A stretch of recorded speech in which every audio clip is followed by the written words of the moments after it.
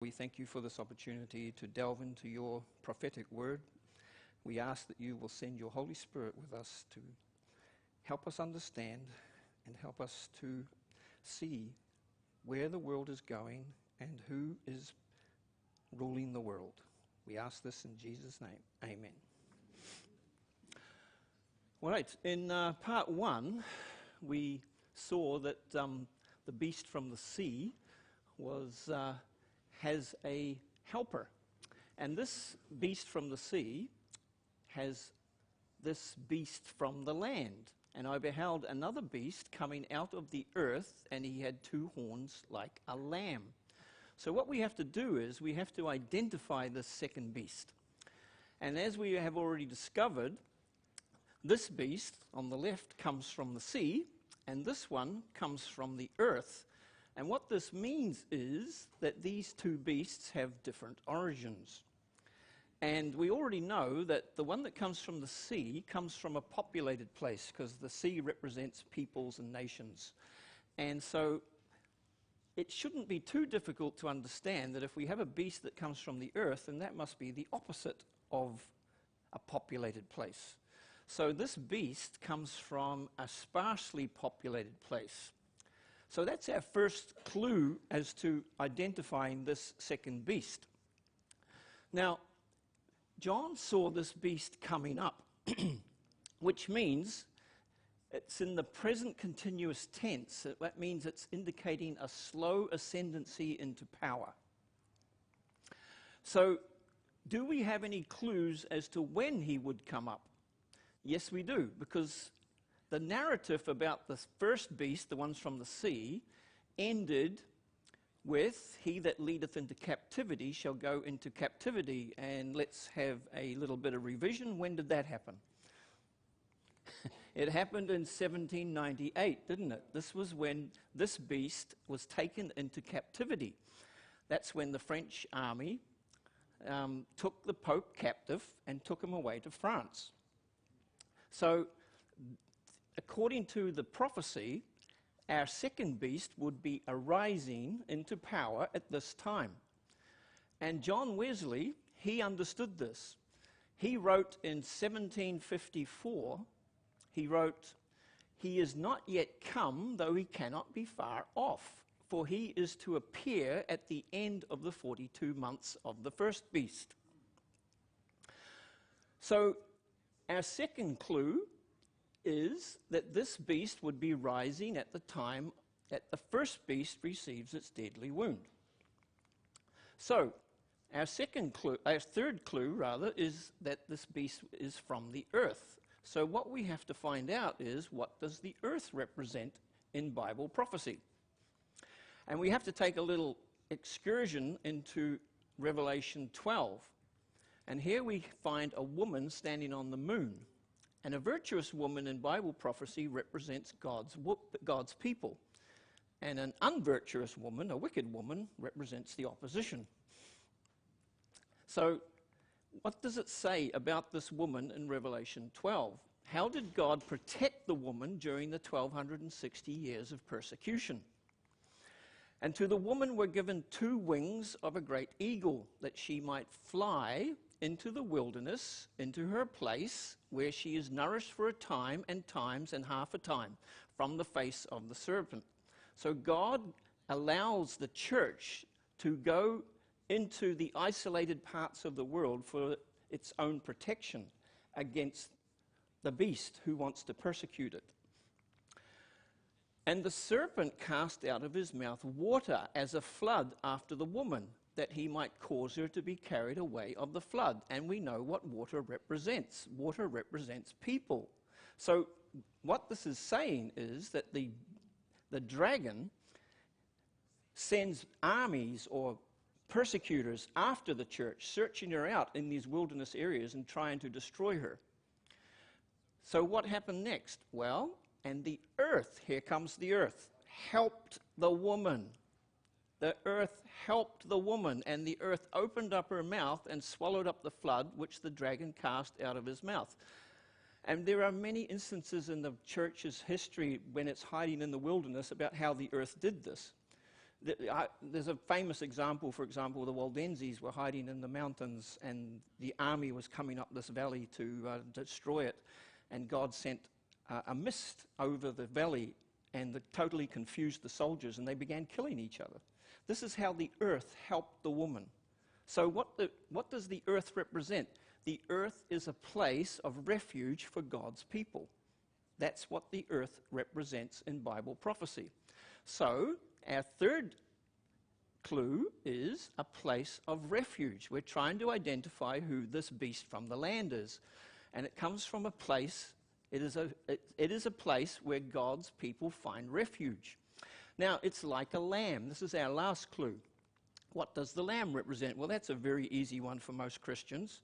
Behold the Lamb of God. Christ is the lamb. So what this means is that this must be a Christ-like power.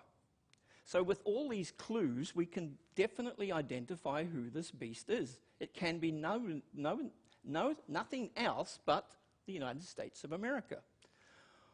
Did God's people find a sparsely populated continent when they went there? Yes, they did. Was America rising into power at the time of the deadly wound? Here you can see some little maps here. This is how the United States started off in 1760, and this is how it developed over time. So yes, was America rising into power at the time of the deadly wound? Yes, it was. Did God's people find a refuge in America? Let me give you a quote from a Bible historian. The land that the Lord provided as an asylum for his people. So yes, this is what is written on the tablet here of the Statue of Liberty. Give me your tired, your poor, your huddled masses yearning to breathe free, the wretched refuse of your teeming shore. Send these, the homeless, tempest-tossed to me. I lift my lamp beside the golden door. So did people find a refuge in America? Yes, they did. So, was America Christ-like? Well, let's ask this man. His name is Alexis de Tocqueville. Now, he was a French diplomat who went to America in the early 1800s to investigate America for the French. And he wrote a book called Democracy in America. And this is what he writes. I sought for the greatness and genius of America in her commodious harbors and her ample rivers. It was not there. In her fertile fields and boundless forests, and it was not there. In her rich mines and her vast world commerce, and it was not there. In her democratic Congress and her matchless Constitution, and it was not there. Not until I went into the churches of America and heard her pulpits flame with righteousness did I understand the secret of her genius and power. America is great because she is good. And if America ever ceases to be good, she will cease to be great. So, was America Christ-like? Well, according to the French, yes. So you see, all of the clues that are given about the second beast fit the United States of America. And it cannot fit anything else. But then a terrible thing happens. Look what it says next. He had two horns like a lamb, and he spake as a dragon. So he switches sides. He goes from being Christ-like to dragon-like, and very quickly too, because it says he had two horns like a lamb, and he spake as a dragon. It doesn't take long for America to switch from being Christ-like to dragon-like. And it's doing a 180-degree turn here. It's going from being a supporter of the Christian religion to somebody who wants to destroy the Christian religion. And that's an amazing thing. The United States will repudiate all its principles. So we need to ask this question, how does such a monumental change happen? And quite quickly. So that's what we're going to investigate now. And in order to investigate it, we need to go back to the founding of the Constitution. Now, here you see Benjamin Franklin. And after they had sorted out the American Constitution and established the new country, Benjamin Franklin comes out of Independence Hall, and a woman shouts out to him because everybody's standing around wondering what's going on. So she shouts out to him, "Well, doctor, what have we got, a republic or a monarchy?" Okay? Now, this is what Benjamin Franklin replied: "A republic, madam, if you can keep it." Now, what on earth did he mean by that? And it takes a little bit to understand this. This Republic of America is going against the grain. It is something which is almost unheard of. Let me show you. It's government of the people, by the people, for the people. This is how Lincoln described it. This has never been done before. It's never been seen before.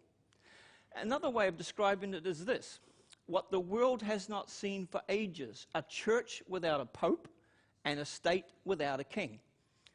Do you think the kings of the earth and the popes of the earth, do you think they were happy about that? You see, the founding fathers understood something which we have kind of lost or don't understand. They were great students of history, and they knew that every republic that had ever existed in the past was destroyed. And they also knew how it was destroyed. Can you think of a great republic that became an empire in history? The Roman Republic became the Roman Empire. It used to be a republic. Do you know how it became a republic? Why was Julius Caesar murdered? He was murdered by people who wanted to preserve the republic. They were afraid that Caesar was going to turn it into an empire. That was their reason for murdering him. And the people who founded the United States of America, they knew how this works. They knew that every republic in history had turned into a tyranny. And they also knew how it was done. It was done by the elite of the country taking away the rights and privileges and democratic systems that were in place to protect the people. It was done by their own elite. So what do you think the founding fathers did to preserve the republic? Something which most of the world finds very shocking, even today.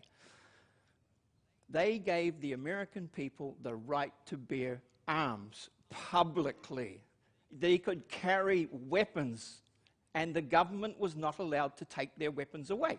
And the reason why they gave them weapons to protect themselves with is a very good thing if you have enemies who want to take your rights away. I'll give you an example. In the Second World War, one of the Japanese generals, leaders, said it's impossible to invade the mainland of America. He said, because there's a rifle behind every blade of grass. But that's not the reason why the founding fathers gave them weapons. They gave them weapons to protect them against their own government. Seriously. Because it's their own government. History taught them that it's their own government, which is run by the elites of the country, that take their rights away. And that's exactly what you're seeing in America today. I know you're going to find this hard to believe, but our rights and our privileges to rule ourselves here in New Zealand rely upon the American people being armed. When they take the weapons away from the American people, we will lose our rights too. Seriously. Think it through. Anyway, I want to show you now how these people here, the popes and the kings of the earth, have been trying to destroy America. First of all, we need to understand that what America did is diametrically opposed to the Catholic Church. The Vatican condemned the Declaration of Independence as wickedness and called the Constitution of the United States a satanic document. The Americans understood this. This is an American newspaper. Our form of government is one based wholly on the will of the people. The state is free from all control of the churches. All these principles have been formally condemned by Rome. And here is another Frenchman. He helped the Americans during their revolution. If the liberties of the American people are ever destroyed, they will fall by the hands of the Romish clergy. And to understand this a little further, we need to delve into the French Revolution. First of all, how important is the French Revolution? We are in no position as yet to measure the full impact of the French Revolution on the course of world history. It was one of those decisive events which opened the sluice gate, and in the streams it released, we are still swimming, sometimes finding it difficult to keep our head above the water. So what they're saying is that the French Revolution's influence in the world today is still very, very strong, and we are swimming in the currents of it. So another one, it was an earthquake in the political world. It certainly was, because the people were cutting off the heads of the elite. Now that was kind of never done before either. So that was a big, big fright for the elite, the ones that rule the world. Or at least they think they do. So what did they do? When they finally put the French Revolution down and destroyed and captured Napoleon, this is what they did. They assembled in a place in the capital of Austria, Vienna, and they organized the world so that that would never happen again. These are the elite saying, we have to figure out how to stop people from chopping our heads off. Okay? So this is what they planned. The sovereigns of the Holy Alliance had massed large armies and soon entered into a pledge to devote them to the suppression of all uprisings of the people in favor of free government. And he, Pope Pius VII, because he was now able to get back on his throne again because the French were defeated, desired to devote the Jesuits, supported by his pontifical power, to the accomplishment of that end.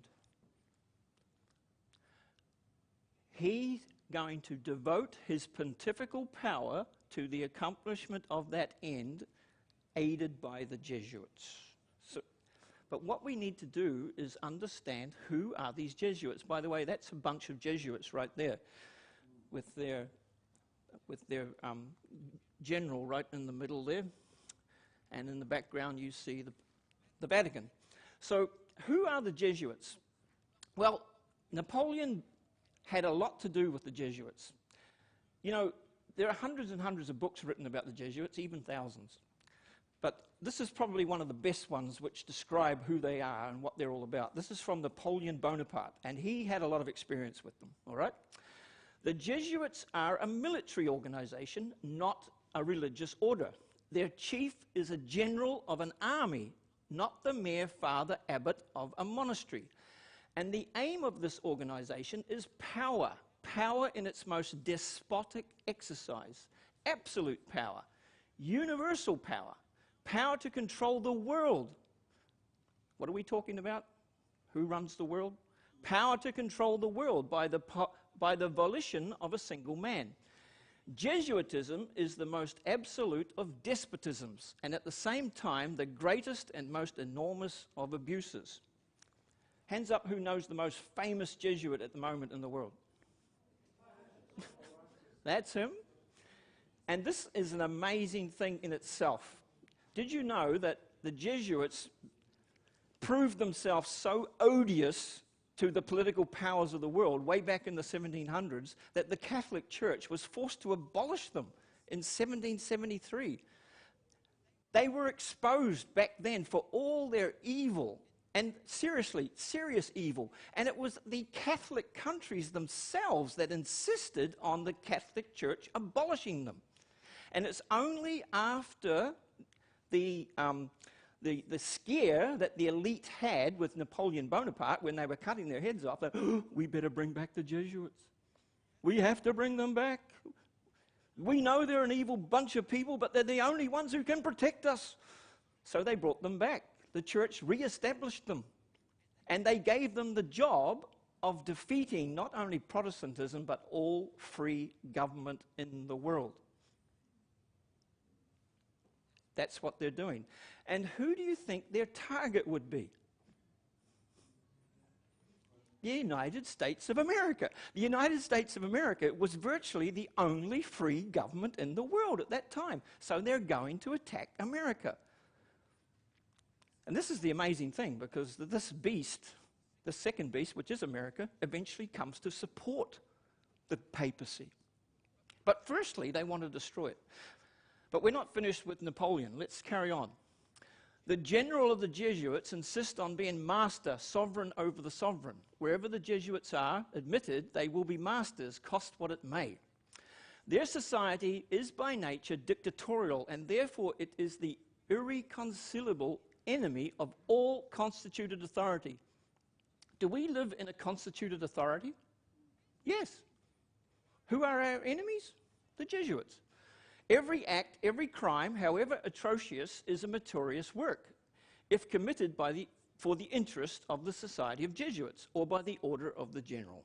So it doesn't matter what evil they do, it's good if it's for the good of the Jesuits and the Catholic Church. So how did America respond to this threat? Well, they knew about the threat instantly. America passed the Monroe Doctrine. This is in 1826 or 27.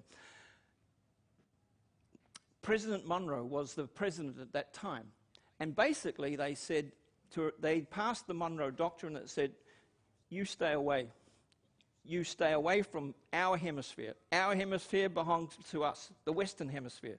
You people in Europe, whom we escaped from, you stay over there.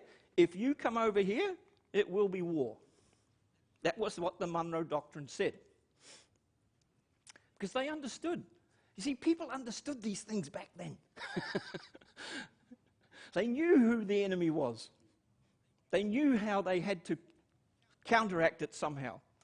So what we need to do now is go to the American Civil War. We have to jump through history, all right? Because this is going to reveal how the Jesuits tried to destroy America. And we're going to use this man. His name is Charles Cheniquet. He was a Roman Catholic priest. He wrote this book called 50 Years in the Church of Rome. And the reason why this book is relevant at this time is because Cheniquet got offside with the Jesuits, and the Jesuits tried to destroy him. They framed him.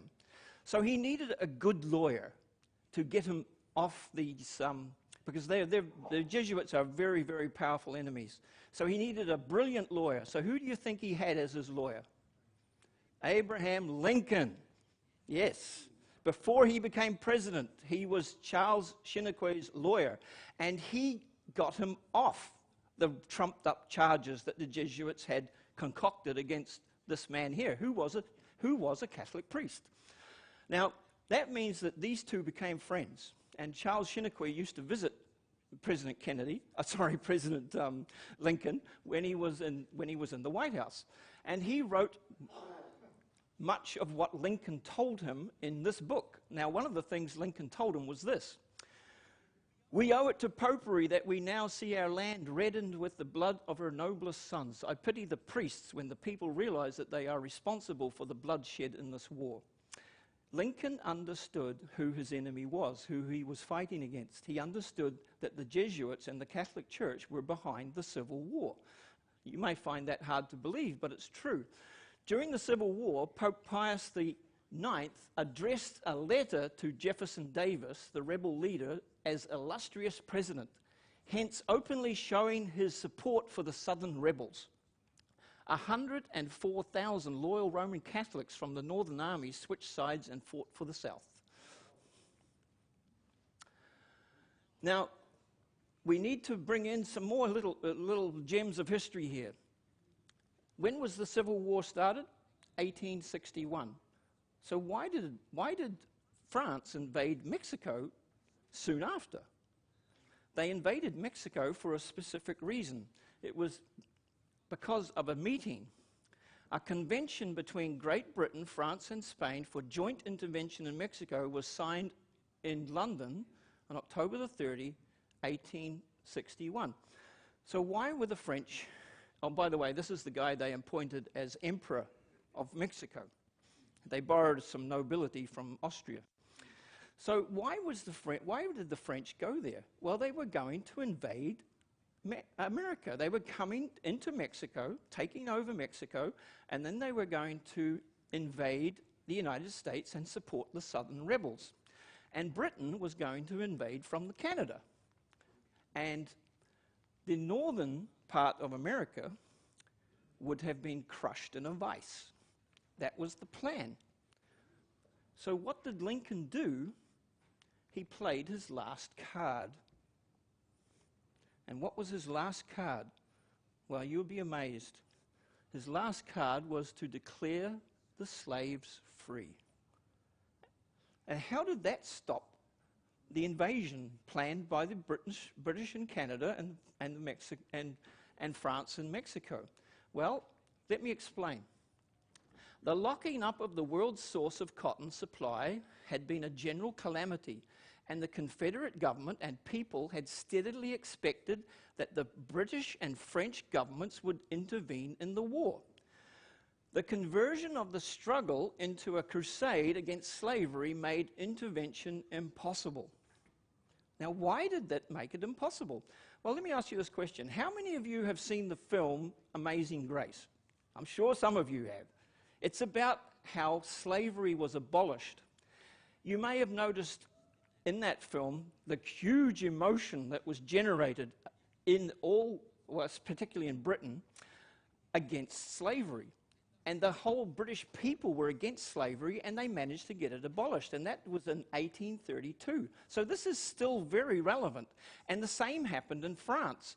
And the people, when the people understood that Britain was going to support the Confederates who were trying to preserve slavery, and the French people understood the same, that their country was going to invade in order to protect the Confederates, they said, no way is that ever going to happen.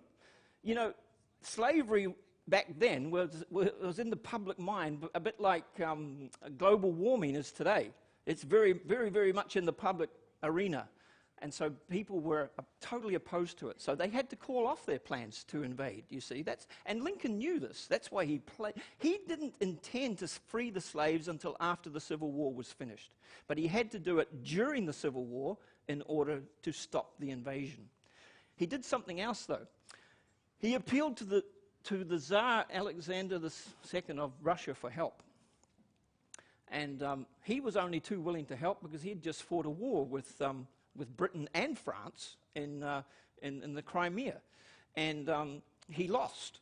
But he was willing to come to the aid of America because he didn't like either of those countries. So this is what he did. He sent his navy to the east coast of America and to the west coast.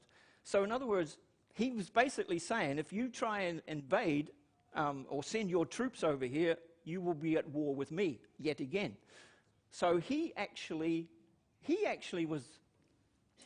was very, very active in preserving the United States, which is quite amazing when you think about it, how they have the relationship today.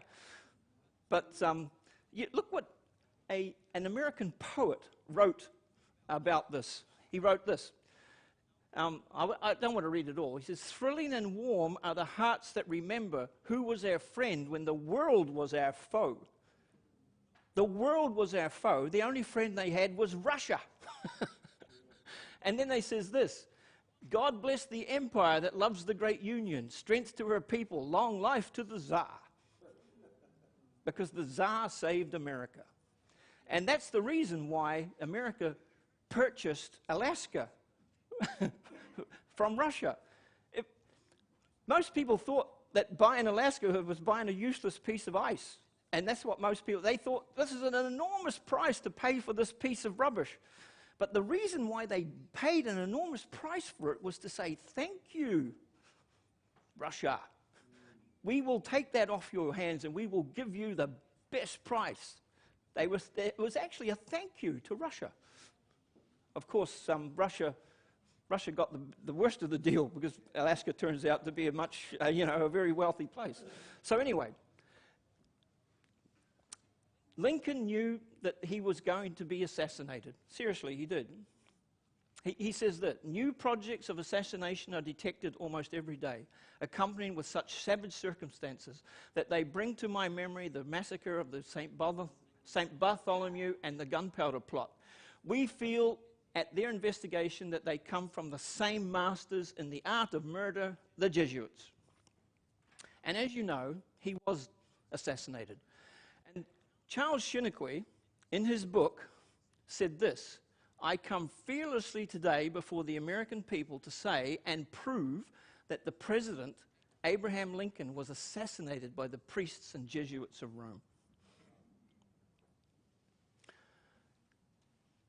That's just simply another edition of his book.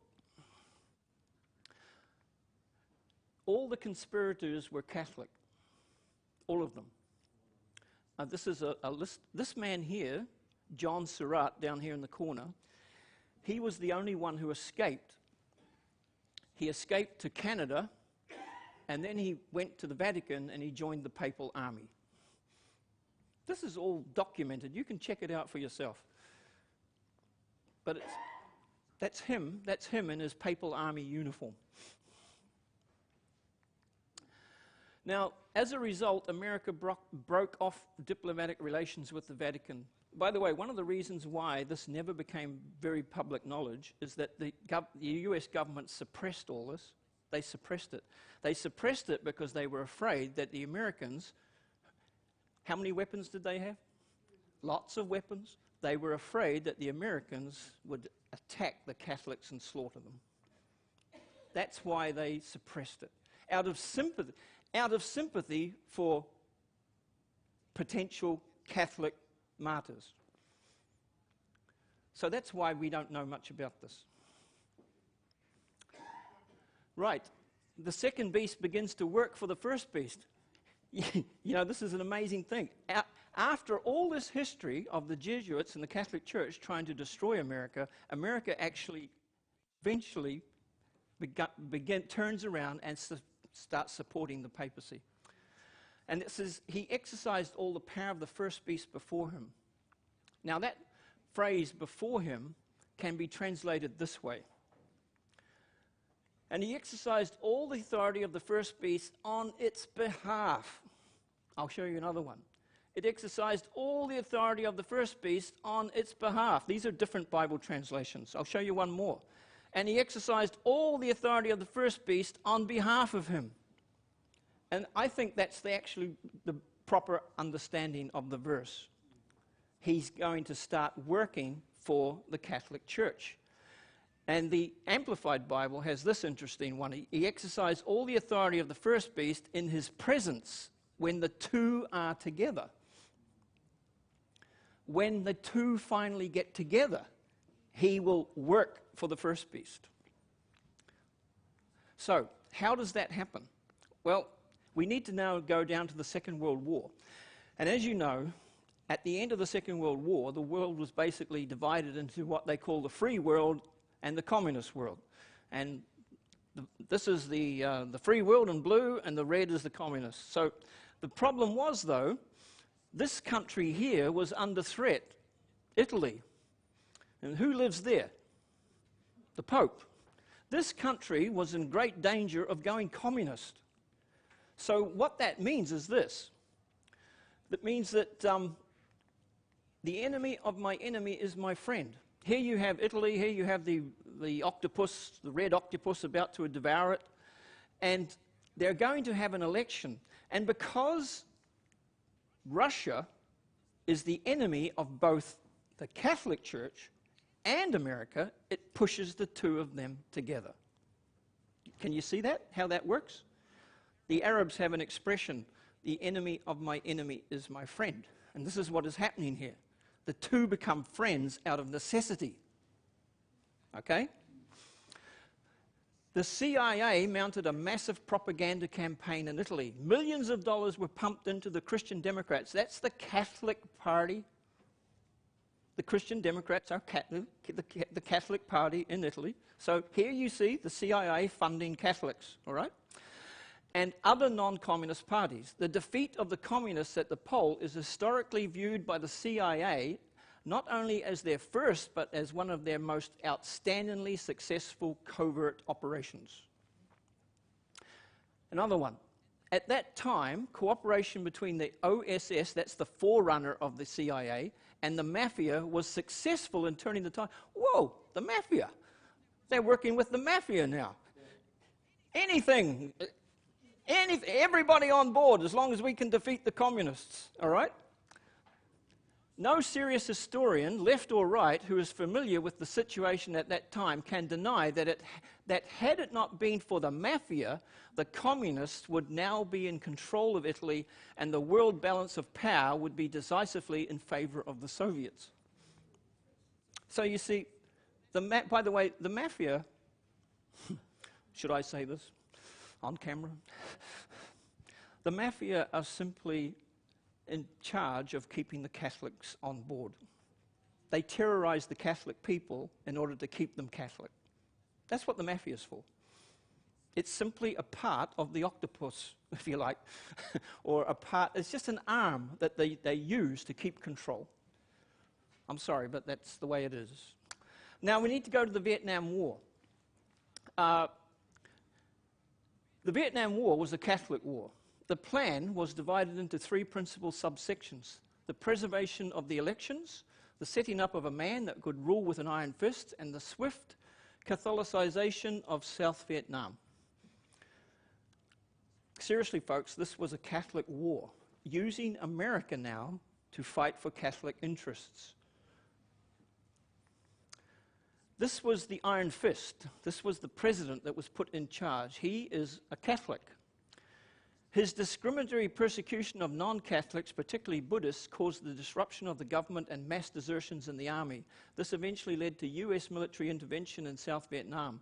In this terrorization, he was aided by his two Catholic brothers, the chief of the secret police and the Archbishop of Hue. Now, how many of you remember, some of you are old enough, I am, when I was a schoolboy, I used to watch on TV Buddhist monks burning themselves to death. Do you remember that? Yeah? Here's another one. And it was never explained on the TV why they were doing it. It was sort of implied that they were, I don't know, maybe anti-communist or something. But what the real reason they were burning themselves to death, and seriously, you have to be seriously upset to do something like that, wouldn't you think? Yeah. The real reason they were doing it was because of Catholic persecution. They were trying to Catholicize South Vietnam. South Vietnam was supposed to be a launch pad for the Catholic Church into Asia. And they were using America to do it. See, now you see the two of them are working together. They're not in opposition to one another. Let's go down to the time that communism fell. I love this Time magazine cover. It's called the Holy Alliance. Alliance, the Holy Alliance. And how Reagan and the Pope conspired. Whoa, conspired. They conspired together. There's no such thing as conspiracies, like Ross was talking about. You know, you've got to get over this idea. You really have to get over this propaganda that we have all been taught that there's no such thing as conspiracies. Conspiracies are actually the thing that drives history. Jesus Christ himself believed in conspiracies. Did you know that?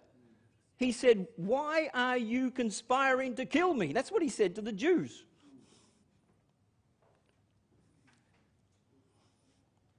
Everybody believes in conspiracies. Did you know that? Absolutely everybody. It's just that some prefer one conspiracy to another. If you ever come across somebody who doesn't believe in conspiracies, say this to them: "You believe in conspiracies just as I do." And they'll go, "Oh, no, I don't." And then they'll say, "Yes, you do. How was 9/11 performed. That was a conspiracy. It was cooked up in a cave in Afghanistan. And you believe that, don't you? And I'll go, oh yeah, I do actually. Conspiracies are the norm, my friends. They're not exceptional. Anyway, so here we have a conspiracy between the Pope and the President of America to assist Poland's solidarity movement and hasten the demise of communism. In that meeting, Reagan and the Pope agreed to undertake a clandestine campaign to hasten the dissolution of the communist empire. Declares Richard Allen, Reagan's first national security advisor, this was one of the great secret alliances of all time. And that's what conspiracies are. They're kept secret. They try to keep them secret. So here we have the Catholic Church and America working together to destroy the Soviet Union. The key administration players were all devout Roman Catholics. That's interesting. And there you have a list of them. One of the earliest goals as president, Reagan says, was to recognize the Vatican as a state and make them an ally. They regarded the US-Vatican relationship as a holy alliance. Up to this point, America had wanted nothing to do with the papacy officially, but it's at this point that they re-established diplomatic relations and sent an ambassador to the Vatican. So they're getting closer and closer together, working closer and closer together. It was a very complex situation, but I told Vernon, the US ambassador at large, listen to the Holy Father, we have 2,000 years experience at this. 2,000 years experience of what? 2,000 years experience of conspiracy. That's what. That's what he's meaning. All right? And notice what it says. Who's directing who here? Listen to the Holy Father, President Reagan. He knows what he's doing. We can tell you how to get this organized. We can see this through. This is another magazine, Life magazine. This is talking about the destruction of the Soviet Union. In 1935, Joseph Stalin, absolute ruler of the Soviet Union, was given some unsolicited advice. Make a propitiatory gesture to the Vatican, he was told. Too far, his country's Catholics might become counter-revolutionary. Stalin's great moustache amplified his sneer. The Pope? And how many divisions has he? The answer then was that he has none. The answer now is that he needs none. The structures of communism are crumbling to the touch. Actually, it says in Daniel's book that he will be powerful, but not by his own power. In other words, he uses other people's power, and that's what he's doing right now. He's using the power of the United States of America. He always works through in the background, so they can always say, oh, it wasn't us that did that. We didn't do that. It wasn't us that murdered all those Jews. That was the Nazis. That wasn't us. No way. You get the point? But it was. They didn't like the Nazis anymore because they got defeated. So we need another power to work through. And the power they're working through today is the United States of America. And that's exactly what the prophecies tell us. There's a famous incident in history when one of the emperors had to come and bow down to the Pope because the Pope had managed to humble him and make him see the error of his ways, so to speak. And he came to the Pope at a place called Canossa, and the Pope made him wait for 3 days in the snow in his bare feet. This is one of the great politicians of the time, the emperor himself. And he's standing in the snow for 3 days before the Pope would allow him to come in and say, I'm sorry. So this is Gorbachev's Canossa. When the Holy Roman Emperor Henry IV decided to seek pardon of Pope Gregory VII in 10,077, he stood barefoot for 3 days in the snow outside the papal quarters in Canossa, Italy. Gorbachev's concordant with the church was no less significant in its way. So here you have him coming to the Vatican. What he's doing is he's delivering Russia, the Soviet Union, into the hands of the Pope. And the Pope is giving his wife some rosary beads. That's a good trade, isn't it? Now, a Jesuit wrote this book called The Keys of His Blood. And he called it, the subtitle is The Struggle for World Dominion Between Pope John Paul II, Mikhail Gorbachev, and the Capitalist West. Well, Mikhail Gorbachev represents communism, and the Capitalist West represents America, of course, being the leader of the Capitalist West. So here you see, he identifies there is a struggle for the control of the world, and these are the three main players. Well, soon after this book was published, the Soviet Union fell. So then that one's gone. So now the struggle, supposedly, is between the Capitalist West and the Catholic Church. But what, in fact, this man, Malachi Martin, either he doesn't understand his Bible, and he probably doesn't, or he's deliberately trying to mislead us. But the fact is, they work together. They're not in opposition to one another. They are work together. They work together to destroy the third challenger for world dominion. So he's gone. Soviet Union is now gone, and the two now work together. Now, Malachi Martin, in his book, he identifies all the things that are standing in opposition to papal supremacy. He tells us in this book, he lists them. Can you imagine, or just think through now, what is the first enemy to be gotten rid of? Who is the most powerful one standing in his way? It's not America. America's already on board. So who do you think Malachi Martin identifies as the next power to be removed? They've removed the Soviet Union. What is the next power that has to go in order to allow the Pope to have world dominion? Are you ready? Here it comes. Islam. Now, where are all the wars at the moment?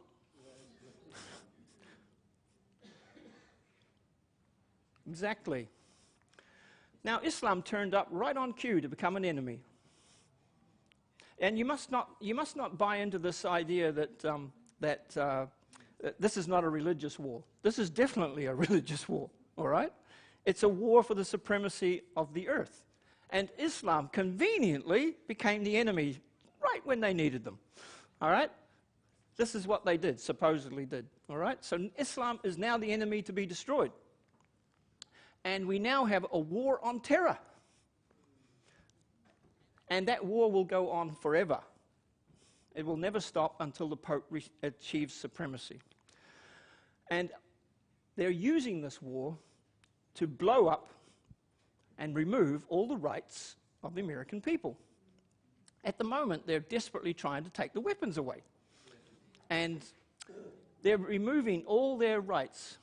The American Constitution, supposedly, including the Bill of Rights, is supposedly the great bulwark to protect the people. But what they've done is, I always thought that they're going to have to find out some way to remove the Constitution. But what they've simply done is they've simply sidelined it. What they've done is they've simply passed a whole bunch of other laws. And when American people turn up in court and they say, I have my constitutional rights, they say, yeah, but not here. We have these other laws over here, which we're using. This one, for example. Obama signs the National Defense Authorization Act. This is a shocking piece of legislation. Look what it does. It will authorize the US government to use military to imprison American citizens who question the government's political agenda and detain them with no charges or trial indefinitely. This is Nazism. And they're using the war on terror to justify it. Now, another way that the Jesuits, let's look at how and other ways that the Jesuits actually achieve their goals in America. And they achieve it through education. This is the most prestigious university in America if you want to become a government official.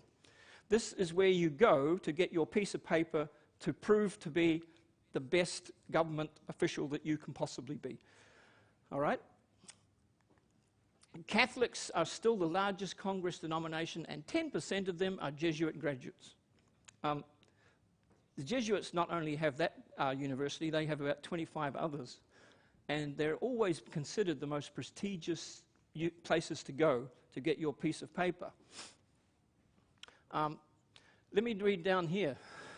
If you can, like the nation as a whole, Congress has become much less Protestant over time. The total percentage of Protestants in Congress has dropped from 75% in 1961 at the beginning of the 87th Congress to 56% today. During this period, the share of Catholics in Congress has gone from 19% to 31%. So you see, all these graduates from these Jesuit universities, they're all turning up in places like the Congress because they've got that prestigious piece of paper from a prestigious university. And prominent people amongst the elite are converting to Catholicism. This is Jeb Bush, the brother of George Bush. And he became a Catholic. He converted to Catholicism. I am a candidate for president. This is what he says. In an anonymous speech announcing his 206th presidential campaign, Jeb Bush promised if elected president, he would favor Catholic dogma over the courts, the law, and the US government. That's what he said in a speech. You know, it's amazing. If he said that 200 years ago, the people would have almost shot him. But that's acceptable now. This man here, who was Man of the Year once, Newt Gingrich, he's another one. He was Speaker of the House. He was one of the most powerful politicians at the time, and he converted to Catholicism too. And many of them are doing this because they see the writing on the wall. If you want to progress in American high society, you need to be Catholic. This is an interesting, I should blow this up for you, but I can't.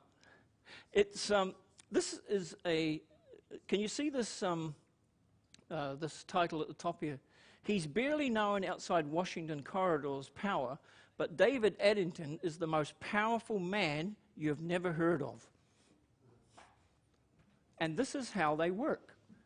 They have the most powerful men in the background, but you've never heard of them.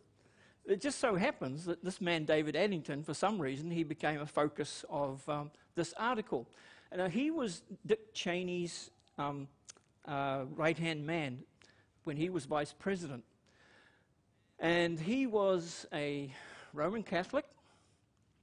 And I'm going to try and blow this bit up here so we can read it.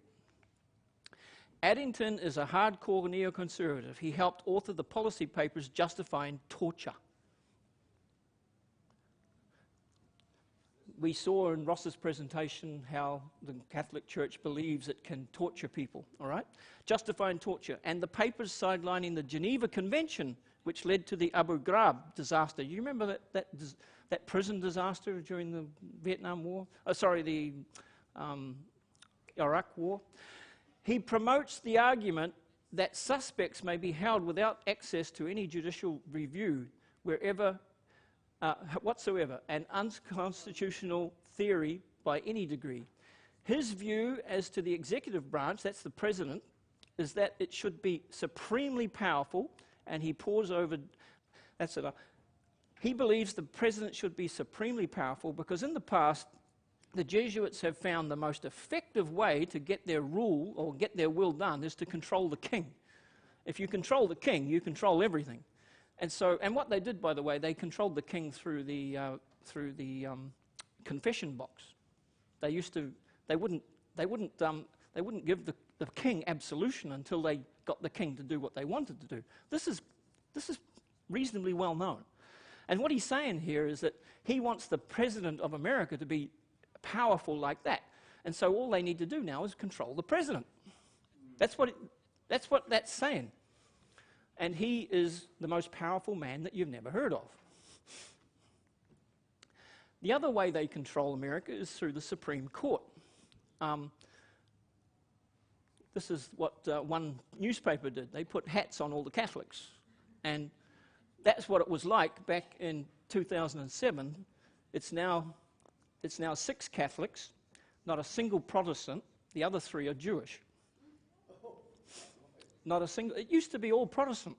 And the whole US government used to be all Protestant. Now it's all Catholic. And the other way they influence America is through illegal immigration. Because who are these people that are coming streaming across the border from Central and South America? They're Catholics. And he exercised all the power of the first beast before him, and causes the earth and them that dwell therein to worship the first beast, whose deadly wound was healed. Well, that is already starting. People in America, especially in the elite, are getting crazy about the Pope. Look, George Bush was asked, when you look into, this is when Benedict came to America.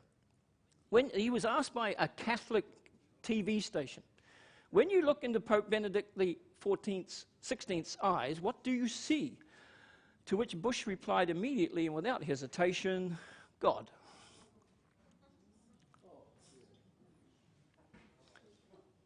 This is the attitude that many in the elite establishment in America are beginning to develop.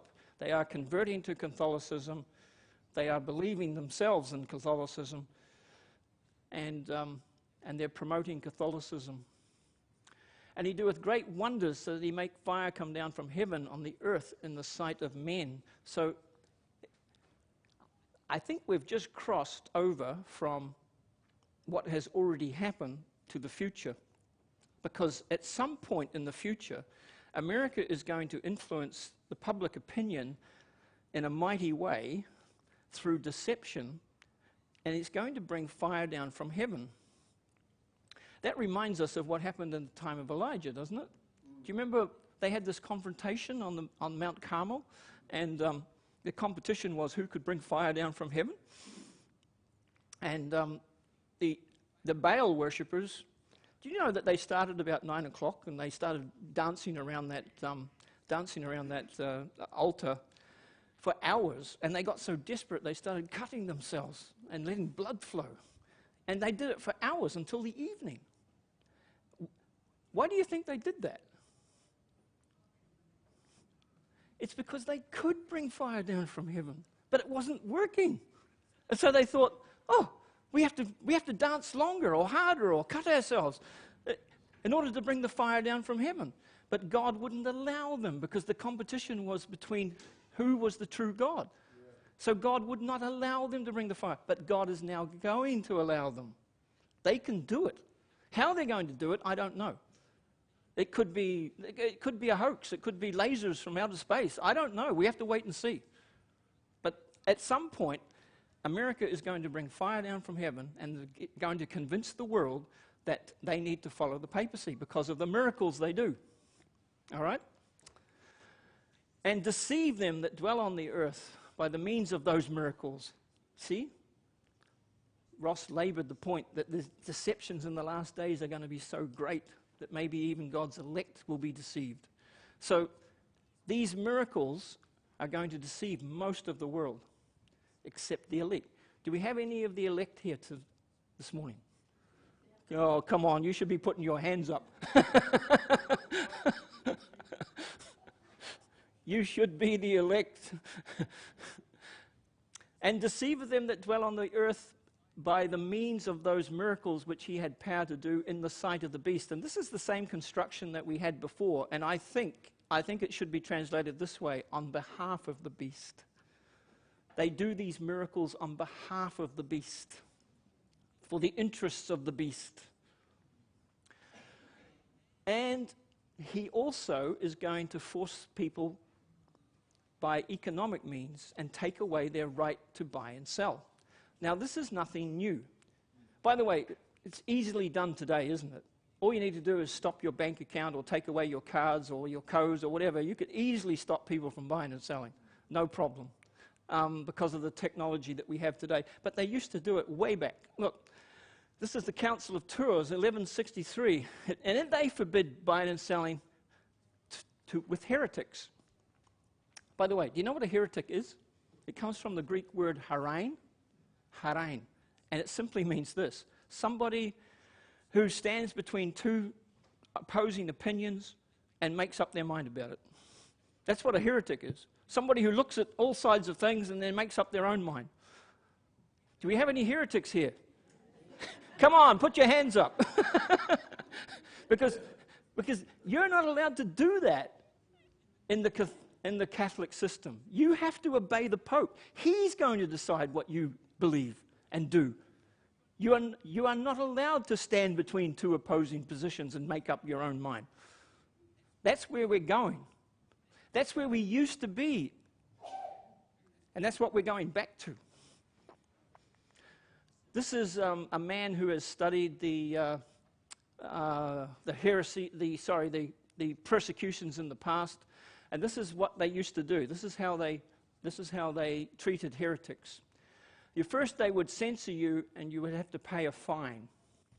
Second, they would deny the right to buy and sell. And third, banishment or death, if you would not obey, if you would not humble yourself and place yourself under the Pope. That was the 3 steps. 3 strikes and you're out. So that's exactly what this beast is going to do. That's where we're going, I'm afraid, folks. And it does say in Revelation that there will be martyrs in the last days. So that's what is happening. There's much more on this in these prophecies that we could talk about. There is the mark of the beast, for example. Now, the mark of the beast is something which would take at least 2 presentations to deal with. So we're not going to deal with it. We've actually come to the end. We've come to the end of who will rule the world. And these 2 will rule the world. But one will be under the other, and one will be helping the other. The papacy has always worked through political powers that are willing to place themselves underneath their direction. The papacy doesn't mind that they don't rule all the political world. What they mind is that they rule the masters of the political world. They rule through them. That's how it's done. And they can always stand in the background and say, we didn't do that awful thing.